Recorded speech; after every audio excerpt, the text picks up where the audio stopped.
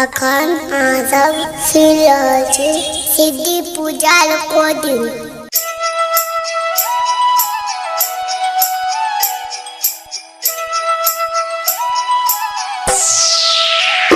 हम तो शादी है गई करबो सुनै ओ कहरे से करबो मम्मी गे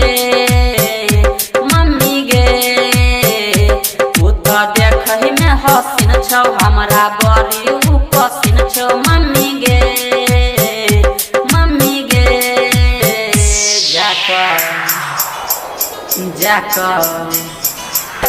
जाको पापा के मन है हमर बात के बतै है जाके पापा के मन है हमर बात के बतै है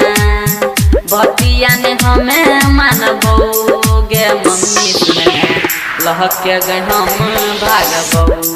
गे मम्मी सुनने लहक के गए हम भागबो। Mixed by AJ Deepak Raja 6th Mile Rampur 6th Mile Rampur 6th Mile Rampur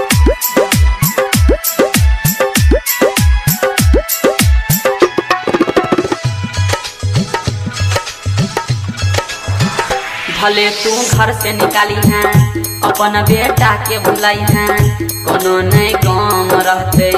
साथे सनम रहते गे भले तू घर से निकाली है अपन बेटा के भुलाई है कोनो नहीं काम रहते साथे सनम रहते गे केकरो मानबो ने बात हम छोड़बो ने साथ शादी हम करके रहबो गे मम्मी सुनना लहके गे हम भागबो गे मम्मी सुनना लहके गे हम भागबो। Mixed by AJ Deepak Raja हमर तू बात के मानै तो के घर में आने राती में गोर दबे तो सुबह में खाना बनाई तो गे हमर तू बात के माने तो के घर में आने राती में गोर दबे तो सुबह में खाना बनाई तो गे